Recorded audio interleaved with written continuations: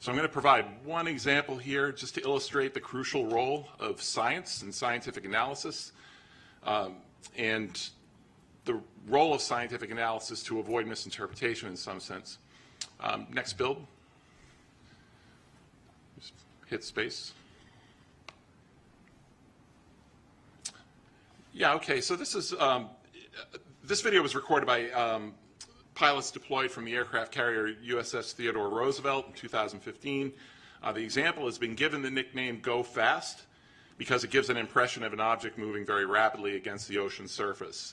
And the question is this impression correct? And if not, what can we say quantitatively about what that object is doing in kind of Earth-centered coordinate system? Fortunately, the information needed to determine the altitude and velocity of this object is contained on the display. So go ahead and next.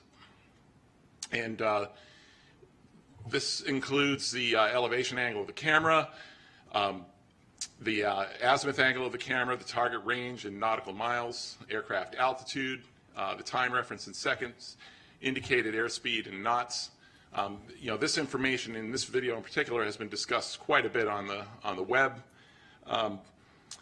So let's begin with the object altitude. Next, please. So knowing the jet's altitude and the bearing to the target, we can apply basic trigonometry to figure out where that object is in altitude space. And it turns out to be, provided the range information is accurate, which can have some uncertainties associated with it, but the object appears to be at about 13,000 feet. An important aspect of this here is that it's sort of midway between the jet and the ocean. So it's the ocean that looks like it's right behind it is actually 4.2 miles away. And this is our first indication that some or most of the motion that we observe, the apparent motion of the object, is in fact due to the rapid motion of the sensing platform, which is about 430 miles per hour in this case.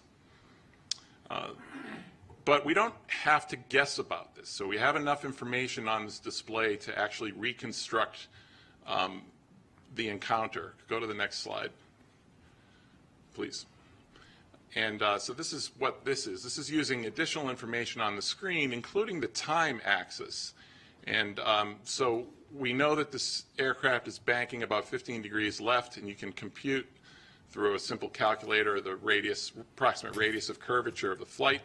And the bottom line is, I won't go into detail here, but if you can get the bearing and range to the target at two locations with known separation in time, you can figure out how far it moved.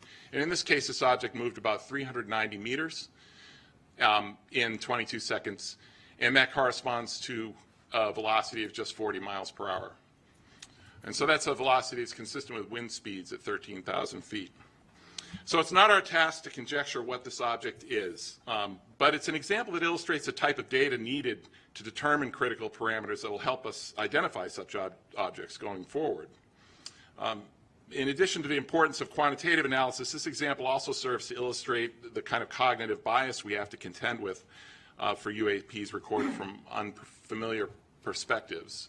And Sean Kirkpatrick showed another example of that. This is a parallax effect case.